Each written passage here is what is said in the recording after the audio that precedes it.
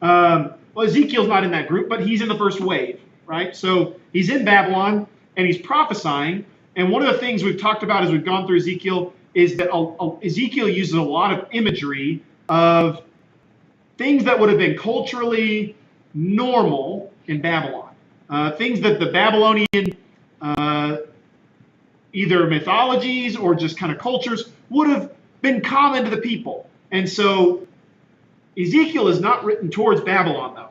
It's written towards Israelites, Jewish people, but we can assume mostly Jews in Babylon. That's kind of the main audience. If Jews back in Jerusalem get word of it, well, okay, but we don't see them as two different nations. They're still one nation, and so when God's judgment is coming down on Judah, it's on both of them, but then it includes also those in Jerusalem, even though he's prophesying those here in Babylon. And we kind of get this idea that God's judgment is coming because of the unfaithfulness of the people. And 16, a few chapters ago, we get this just very explicit view of how Judah, God's people, have just cheated and been so unfaithful to the covenant that God has given them. And so we're going to continue to see some of that. That's kind of a theme we're going to see throughout Ezekiel, though. He is not afraid to be inflammatory in the way that he prophesies. And he's prophesying God's words, but I think the reason Isaiah and Jeremiah and Ezekiel don't write exactly the same is because even when God speaks, some of who we are goes into this, right? And so we can assume that a little bit with Ezekiel. God knows who we are and uses us in that way. Okay, Ezekiel 19, verse 1. Take up a lament concerning the princes of Israel. So we're going to get this. Chapter 19 is kind of a dirge, a lament. It's intended to kind of be a song, right? So we're singing what we think now, I think, an old country song, when things just are bad, right? And that's what this is, a dirge. What a lioness was your mother among the lions. So lions are common imagery in this time for strong, powerful figures. But we'll remind you that a lion was kind of the representative if they had a mascot for Judah. We talk about the Lion of Judah, and we think about it as the person of Jesus Christ, right? And the Davidic line is a lion, right? But Judah itself was representative of a lion. If they had a mascot, it certainly would have been a lion. So, what a lioness was your mother. Okay, we're getting kind of lion imagery. She lay down among them and reared her cubs. She brought up one of her cubs, and he became a strong lion. He learned to tear the prey, and he became a man-eater. Okay, seems to be talking about Judah, a lion, the mother lioness. I think they're talking about this line of the kings. And if a cub grows up to be a strong lion is a man-eater, right? Is someone who humans ought to be afraid of lions. You don't want to go messing with lions in this ancient world. I'd say maybe in this world too, right? But lions are dangerous. Okay, but this lioness brought up a lion to be the best of what a lion's supposed to be, is the idea. Verse 4, the nations heard about him, and he was trapped in their pit. They led him with hooks to the land of Egypt. Okay, to catch a lion in the ancient world is you dig a pit, and you try to catch it in the pit, and depends on what you want to do. Capture it, get it in a pit, and then figure out a way to drag it out. If you wanted to kill a lion, you dig a pit, and it'd fall in, and then you'd throw wood or whatever in there, and you'd burn it alive. You'd set the pit on fire. If you're there's a lion preying around your camp, and we got to get rid of it. That's one of the ways that they talked about. They wouldn't go out hunting in the way you'd go hunting a gazelle or something, because a lion's you don't want to risk it. Okay, here though, it's saying the nations heard about this strong lion doing everything right or good, and then They captured it and drug it to Egypt. It seems to be this representing in Exodus, or right before Exodus, Genesis, and the family of Israel, they get drugged to Egypt. That seems to probably be the case. I don't know that, but we know that that's when there's a time in their history when they're trapped in Egypt. Verse 5, when she saw her hope unfulfilled, her expectations gone, she took another of her cubs and made him a strong lion. He prowled among the lions, for he was now a strong lion. He learned to tear the prey, and he became a man-eater. So, moving on, increasing the ability of the lion and becoming more like a lion. I say this is the Exodus, the Egypt part. It may not be. It may be, I'm unfamiliar, but that maybe in this time, one of the kings got taken to Egypt, and then another king had to take the throne. I don't know specifically, but that could be part of it. Okay, verse 7. This new lion, he broke down their strongholds, devastated their towns. The land and all who were in it were terrified by his roaring. Then the nations came against him, those from regions round about. They spread their net for him, and he was trapped in their pit. With hooks they pulled him into a cage and brought him to the king of Babylon. So this seems to be Jehoiachin, who is the rightful king, but taken into exile with Ezekiel in this first wave. They put him in prison, so his roar was heard no longer on the mountains of Israel. So we've got this lion who should have been king. Now he's in prison in Babylon. Verse 10, your mother was like a vine in your vineyard, planted by the water. It was fruitful and full of branches because of abundant water. Its branches were strong, fit for a ruler's scepter. It towered high above the thick foliage, conspicuous for its height and for its many branches. But it was uprooted in fury and thrown to the ground. The east wind made it shrivel. It was stripped of its fruit. Its strong branches withered, and fire consumed them. Now it's planted in the desert, in a dry and thirsty land. Fire spread from one of its main branches and consumed its fruit. No strong branch is left on it for a ruler's scepter. This is a lament and is to be used as a lament.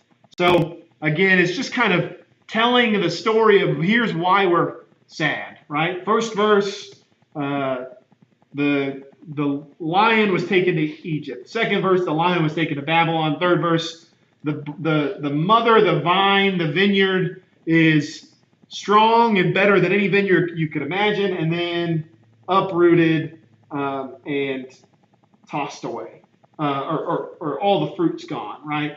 So describing this is what's happening to you people, right? We can kind of pull that, but intended to make you feel sad. That's the idea of the lament. Okay, chapter 20, verse 1. In the 7th year, in the 5th month, on the 10th day, some of the elders of Israel came to inquire of the Lord, and they sat down in front of me.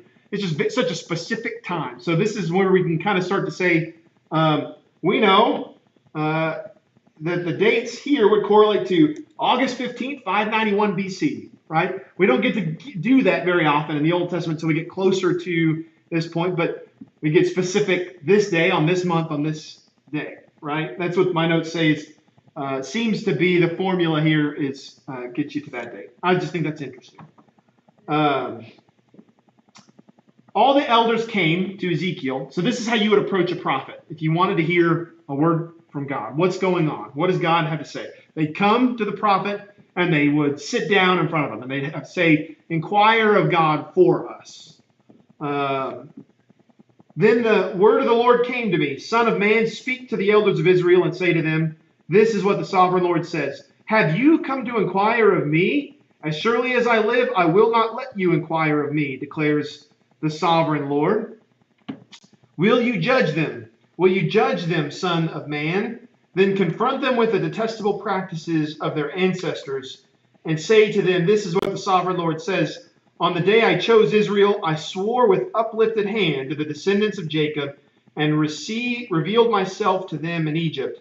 With uplifted hand, I said to them, I am the Lord your God. Let's pause there for a second. So first he says, they don't get to come to me, right? So he's talking to Ezekiel, but saying, they don't get to ask these kinds of questions because of the practices that they've done, right? The leaders representing all of the nation. Then he starts to begin and he says, on the day that I chose Israel, right? So think back early Genesis. Because I swore with uplifted hand. So we do the same thing when you go to court and you have to get sworn in, with a way of saying I'm kind of swearing is I'm going to raise my hand, uplifted hand. I swore with uplifted hand.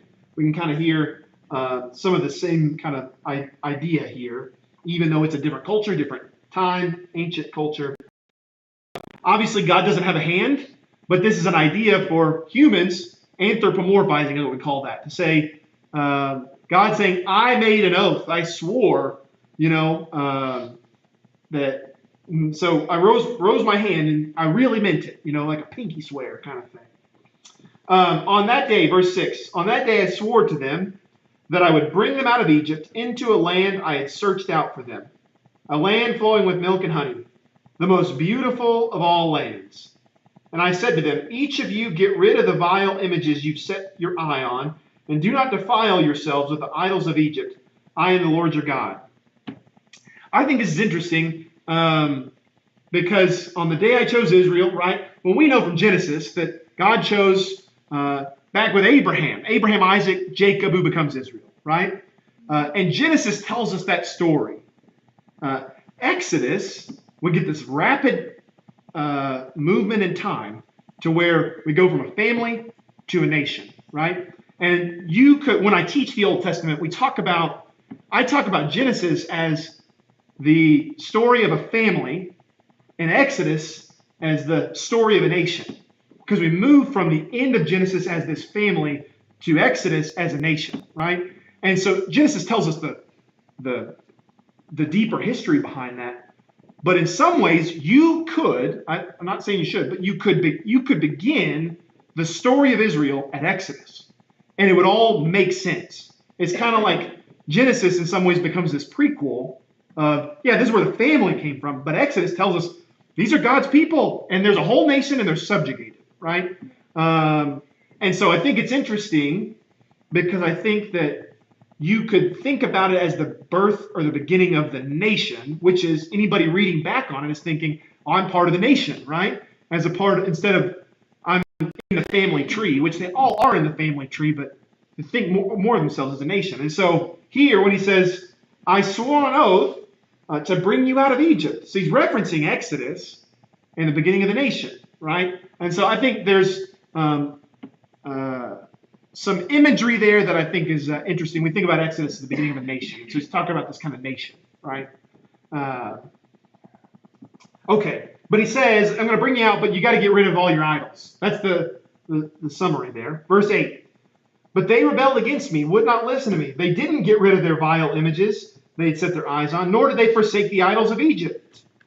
So I said I would pour out my wrath on them and spend my anger against them in Egypt. But for the sake of my name, I brought them out of Egypt. I did it to keep my name from being profaned in the eyes of the nations among them, whom they live, and in whose sight I had revealed myself to the Israelites. Now that's interesting. The people were still worshiping even Egyptian idols, but at some point, these people, who God is already committed to, are representing his name, and so even though they're not doing the right things, there's something of God's, kind of stamp that's being looked down upon. One of the justifications is saying, you're my people, and if you're going to keep doing that, well, I got to get you out of there so that at least the other nations don't think they're better than you, or that their gods are better than me, right? There's a little bit of that. Verse 10. Therefore I led them out of Egypt, brought them into the wilderness. I gave them my decrees, and made known to them my laws, by which the person who obeys them will live.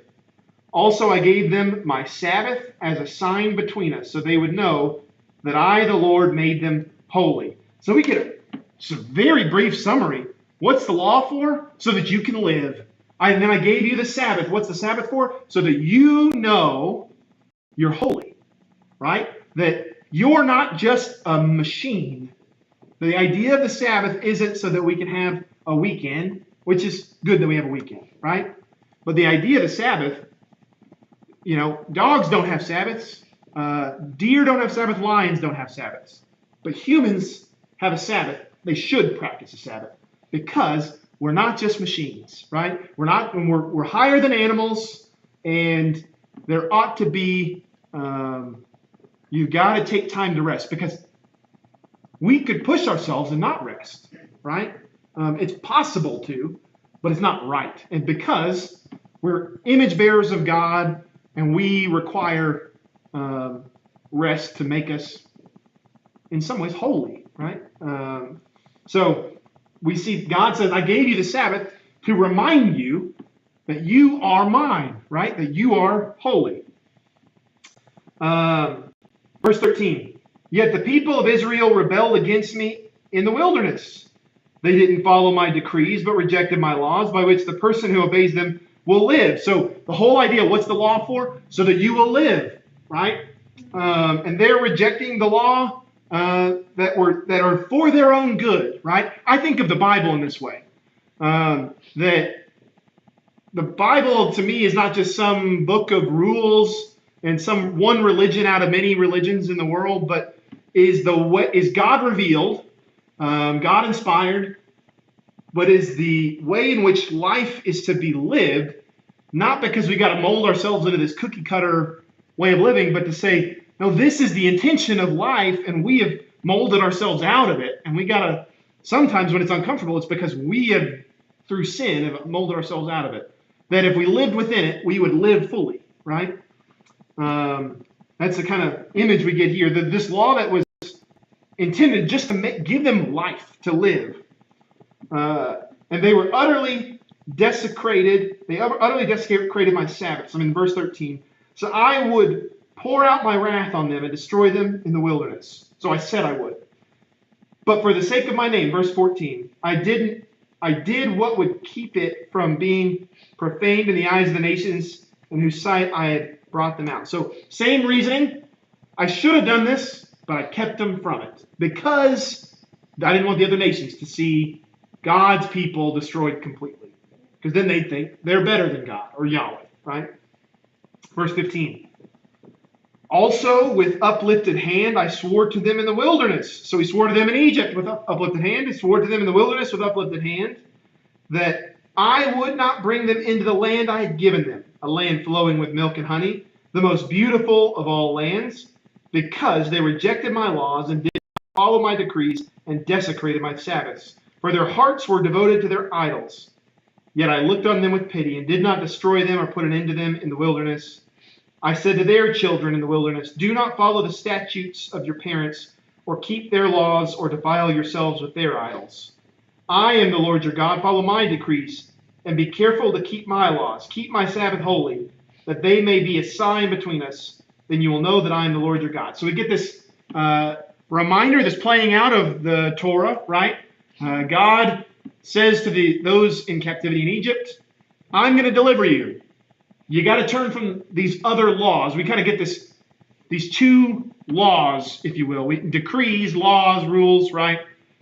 The law of God and the law of the nations that you're in, right? In this kind of comparison. And all of that's wrapped up in worshiping God, worshiping other idols, right? So it's we're using law language, but we get both of them at play here. Well, in Egypt, they didn't want to give up the laws they were already following or the idols they were already worshiping. They wanted the best of both. But because of my sake, I didn't want the nations to see them destroyed, so I delivered them out of Egypt. Now they're in the wilderness. They've been delivered from Egypt. And I told them to follow my laws, but they rejected my laws and my Sabbath, and they kept following the laws of the land. Now they're not under the Egyptians in the wilderness. So there's not some other law in the way we think about law, right? The speed limit. There's not a different speed limit in the wilderness, but it's this law of it's representative of your actions. The law of, we might think of it in the spiritual way. You're following the laws of darkness instead of the laws of light, the laws of evil instead of the laws of good, of righteousness, right? It's kind of the idea playing back and forth here in the way that God is kind of reminding Ezekiel of this story.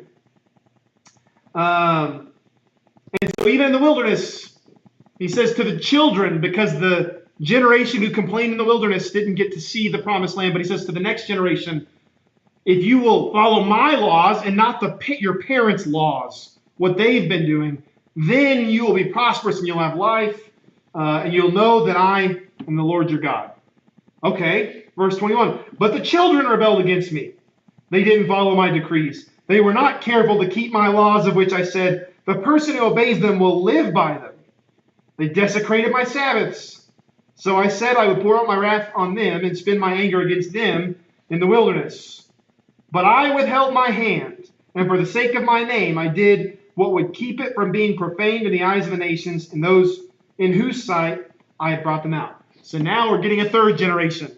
The same story playing out. Verse 23. Also with uplifted hand I swore to them in the wilderness that I would disperse them among the nations and scatter them through the countries, because they had not obeyed my laws, but had rejected my decrees and desecrated my Sabbaths, and their eyes lusted after their parents' idols. So I think here we're getting this early Egypt, wilderness, and even though we're using the word wilderness here, there seems to be this movement of kind of Israel's history. We're not just talking about one generation than another, but kind of the flow of the history that we know Israel never quite gets it, right? Their people continue to worship these other idols, which is what gets them into this problem that they're in now in Babylon. And so we're seeing that connection to these here.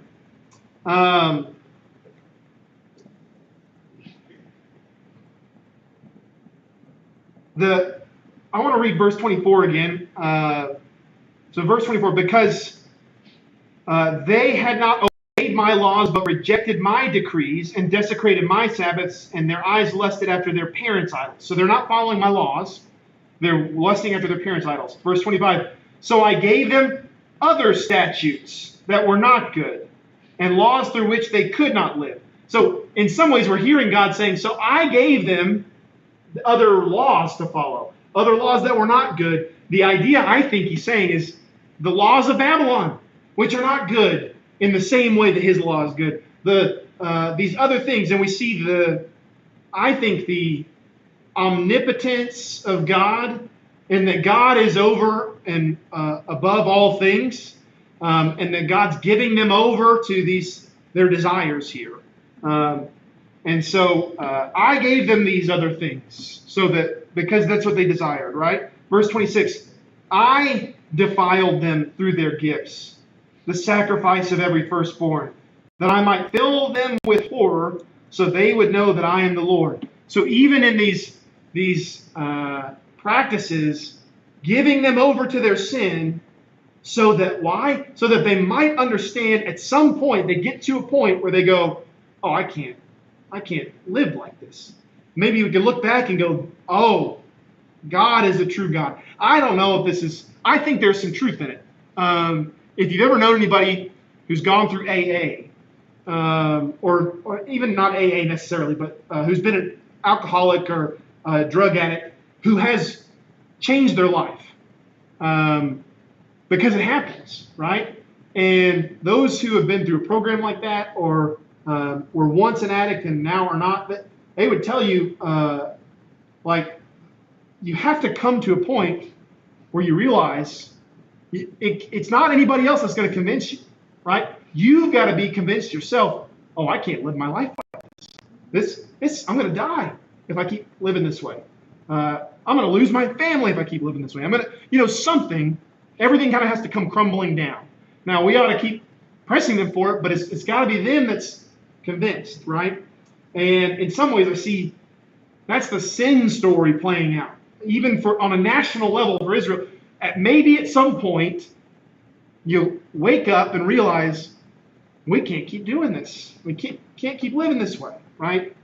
I want to ask Yeah. the majority of Israelites, were there any that were following the Lord? Were there any? Yeah. I think there's always a Like, remnant. here in the United States, there's a few that are not so good, but some people are not. So, how about that? Yeah. That's the majority. Mm-hmm. Okay. Yeah, It sounds like Romans 1, where it says he gave them over. yeah, exactly. That's exactly right. Paul uses that imagery all through Romans. This idea of um, giving over to sin, and yeah, we could go down a rabbit trail on that because How many times he forgave them each time. that's exactly right. Yeah, that's right. But he For his always glory. left the Yes. release. Yes. And what would glorify God the most is a faithful people who choose to be faithful, right? And so giving them over with the intent of glorifying God through their return or destruction. If the destruction then is self-brought on, so that others would see that destruction and go, we can't follow that path. We can't go that way. But yeah, to your question, I think there was always a remnant, but what we see in the Old Testament, certainly more than we see kind of in our own religious discourse in our own day, is a God talking to a people. And you kind of, in the same way we talked about previously, like the generations having the responsibility or the sins of their fathers, and their sins are going to pass on. And that's kind of, Ezekiel says, no, it's going to be yours are yours and theirs are theirs. And that's kind of a rapid change. Well, culturally, they saw themselves as a unit, right? I think about Eastern countries even today. When I lived in the dorms, when I was in college, but also when I worked in housing at Baylor, international students, particularly Chinese students or Oriental students, right? It wasn't always Chinese students, but they always seem to stick together. And it's not just because, there's something of culture and the same language, but they are a more communal group. They think of kind of us as we, or as Americans, we tend to think more of us as I. Like, just instinctually, right? It's not that we can't think of us as we, but the unit, communal unit is more of a natural way of thinking in Eastern countries. And I think of the ancient Near East as, in some ways, Eastern thinking. They would have thought themselves as Israel. So even though if I'm not the one, I didn't, put my hand in the cookie jar, but we put our hand in the cookie jar, even though it wasn't me, right? And that's how you hear God talking to these people too, and that the guilt is on us, because if so and so or the majority of us aren't doing things right, well, we got work to do then. Is kind of the idea. Okay, let's keep going. Verse 27, therefore, Son of Man, speak to the people of Israel. Say to them, this is what the sovereign Lord says.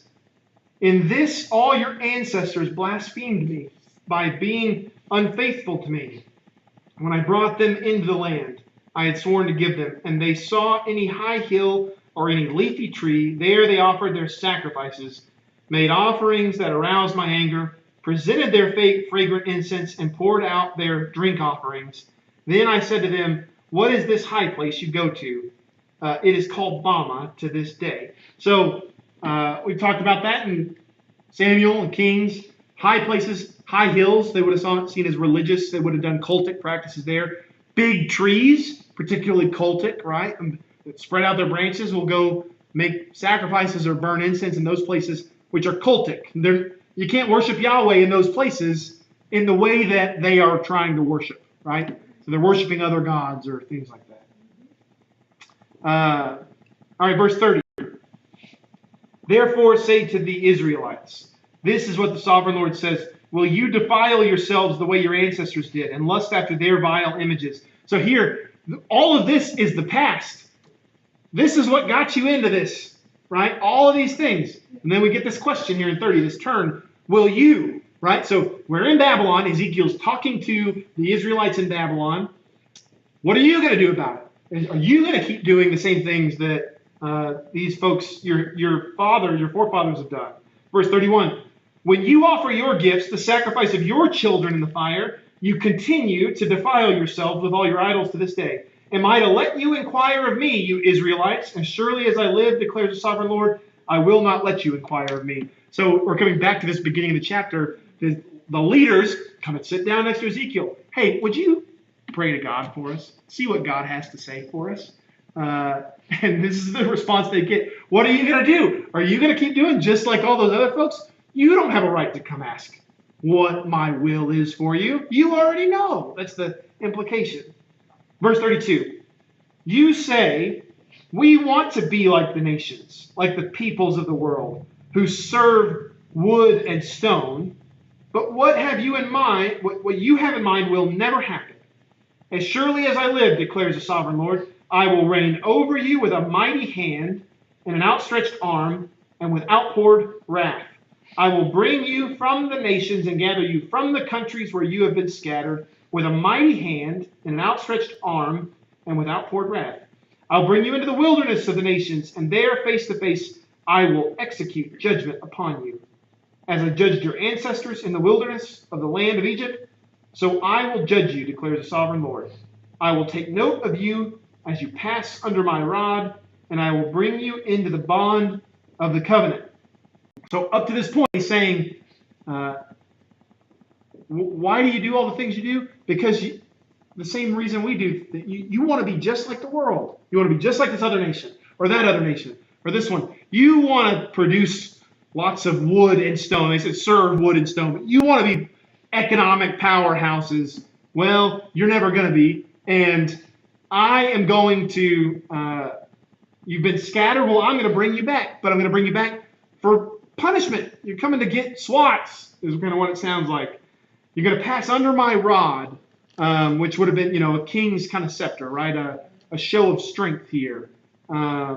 Maybe a shepherd's crook. We could think of shepherd's rod, but it's a sign of authority, right? You're passing under it. Remember when they wanted a king? Yes. And he gave them Saul, and they weren't happy with that either. Exactly. So verse 38, I will purge you of those who revolt, although I will bring them out of the land where they're living, yet they will not enter the land of Israel. Then you will know that I am the Lord. So this idea of you're in Babylon now, I'm going to bring you back, which is a promise we hear in Jeremiah too. You're going to come back, and I'll bring with you. You guys know the ones who aren't serving me well, and they're going to come back too. But I'll bring them out of that land, but they won't enter the land of Israel. So sort of a kind of wilderness kind of promise here. Verse 39, as for you, people of Israel, this is what the sovereign Lord says. Go and serve your idols, every one of you. But afterward you will surely listen to me, and no longer profane my holy name with your gifts and idols. For on my holy mountain, the high mountain of Israel, declares the sovereign Lord, there in the land all the people of Israel will serve me, and there I will accept them. There I will require your offerings and your choice gifts, along with all your holy sacrifices.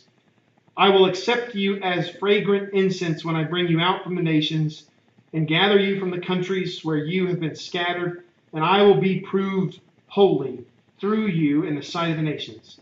Then you will know that I am the Lord, when I bring you into the land of Israel, the land I had sworn with uplifted hand to give to your ancestors. There you will remember your conduct and all the actions by which you have defiled yourselves, and you will loathe yourselves for all the evil you've done. You will know that I am the Lord when I deal with you for my name's sake, and not according to your evil ways and your corrupt practices, you people of Israel, declares the sovereign Lord. So here at the end, we kind of get this, go and worship your idols, if you will, but one day I'm going to bring you back, and one day you will see the sin that you've committed, and your eyes will be opened, and you will, your heart will be wrenched, and you'll feel bad, right? You'll feel this guilt. You'll understand, right? That's understanding coming from the sin you've committed. And then all the people will know. All the nations will know. Because I'll have a people who are standing for God, right? For his righteousness, who are choosing to live and follow him. And then all the nations will see that as well, right? So this is kind of all of it's critical. And yet, at the end, it's this promise of restoration, right? And so it's intentionally critical and critical and critical, but at the end there is still this, but not destruction, but restoration, which is a few chapters ago. Critical, critical, critical, but then finally there's this glimmer of, oh, but I will bring you back. Right? I will restore you. I will make a permanent covenant with you. And so you see that even here. Well, let's finish this chapter. Verse 45, the word of the Lord came to me. Son of man, set your face toward the south. Preach against the south and prophesy against the forest of the southland. Say to the southern forest. So anytime when I read about the south, my mind immediately goes to, remember the nation of Israel is split in two after Solomon, the north and the south. And so we could call them both Israel, but the north is called Israel, will later be called Samaria. The south is Judah, right? But when we say towards the south, I typically think he must be talking about Judah, which are the remnant here, or the ones that are still, these are all from Judah. All the Babylonian exiles here with Ezekiel are from Judah, the southern Judah, right? Even if they're not necessarily part of the tribe of Judah, they're Israelites, but they live in Judah. They're Southerners, Judah. He says, okay, face to the south, preach towards the south, the forest of the south, verse 47. Say to the southern forest, hear the word of the Lord. This is what the sovereign Lord says. I am about to set fire to you, and it will consume all your trees, both green and dry. The blazing flame will not be quenched, and every face from south to north will be scorched by it. Everyone will see that I, the Lord, have kindled it, and it will not be quenched. Then I said, Sovereign Lord, they are saying of me, isn't he just telling parables? So, one of the images, remember we said Ezekiel uses images from Babylon. One of the images that was common in Babylon was Era, a myth that was a god or goddess of like fire, destruction, pestilence. I think about just, natural disaster, right? But mainly fire. And so here, he's saying, I'm going to set fire to this, right? It's going to consume. It's going to be a natural disaster, destroying you people, you forest of people. There is imagery of this Babylonian imagery, but he's saying, but I, the Lord, am the one who's doing it. Yahweh is doing it. In some ways, I think if we think about that as imagery of Babylonians, any destruction or fire that Babylon may bring, who they are the ones who destroy the temple and whatnot, Nebuchadnezzar is. But there is something but it wasn't Era, the goddess of Babylon of plague and destruction. It was Yahweh doing it, right? So when he's using this imagery, I think it's intentionally saying, it's almost like you've heard it said this, right? Jesus uses this, right? You've heard it said this, but I say this in the Great Commission, or not the Great Commission, the Sermon on the Mount. In some ways, we're hearing some of that here, but I think the reason you're using the imagery is to say, they may claim it was their goddess or their god, but it's me. And I know that I'm bringing destruction, but I'm the one bringing it, right? And so there's something of God's authority coming out in this prophetic word. Okay, we'll pause there for the evening. Any thoughts, questions? Verse 44. Yeah. He has not dealt with them for us, for my name's sake, not according to your evil ways, or according to your corrupt deeds. And so we have, that's in Psalm about he has not dealt with us according to our sin, or rewarded us according to our iniquities. Yes. There's something of the gospel in that, right? That we will see come to fruition in our own way, our understanding of sin, and that though we have sinned, God will deal with us graciously, right? Yeah. Yes. Grace. That's right. Long suffering. Yes. Yeah. I think it's really neat the way it's talking about we're in Babylon, but yet when it starts talking about that dispersed into the nations, it goes a little further, like all the way to AD 70, and how they were dispersed all over. Mm-hmm. And then in 1948, God started bringing them back in, and they're still flooding into Israel. Yeah. Fulfilling His word. Yeah. I love it. Yeah. Yeah. Yes, certainly. It's one of those things that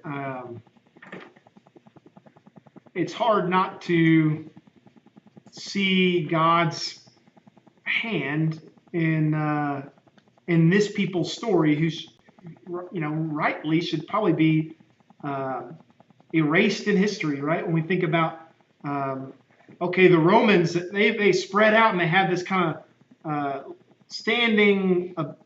Even when the empire fell, you've still got Italy and Rome, right? And these big nations. Israel was never really that, right? The golden age of Israel was David and Solomon, and maybe they had a pretty good trade route going, and maybe they won some battles, but it doesn't make any sense that this Jewish, people ought to still be a people, especially when they get spread out through all the world over thousands of years, right? And yet they still persist and exist. And I think there's something profound to consider about that. Yeah.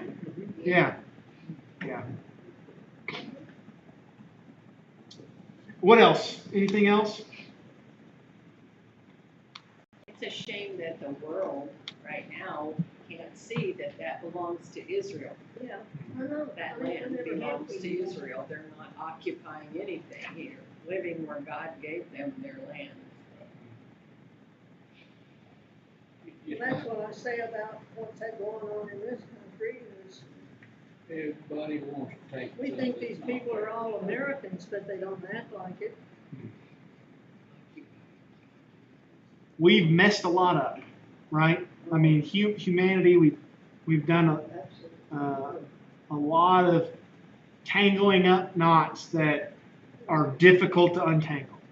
And without God, we can't do it. Yeah. The Bible untangles it all. Yeah. And then just listen to it. Right. The Israelites were told when they were given that land to clear it out, and they couldn't. You have to understand the people were not able to continue the slaughter of all the men, women, children, and animals that God told them to do. So I gotta have mercy for them. They couldn't do it, but that's why they have a problem now. All this thousands of years later, they let the other people stay living in their land. So God's word is very strict sometimes. What they do is so big wrong, and look on what we do, so little wrong. Yeah. Our sins don't look that big. Yeah. But theirs, all of that happened over a long period of time. Yes. Not just what we're reading. Yeah. Makes it seem short. Well, let me close with a word of prayer. God, we give you thanks for your mercy. They are new every day. Your mercies are new every morning. And so, God, we thank you for that, because we recognize that we get it wrong so often. And we depend on that mercy. God, we pray for your mercy in our world today, that you would continue to work and show mercy, and that we could participate, Lord, in some way in the work that you're doing. We pray it all in Jesus' name. Amen. Thank you. Yeah. Look at our country, all the people coming across, look what we're doing.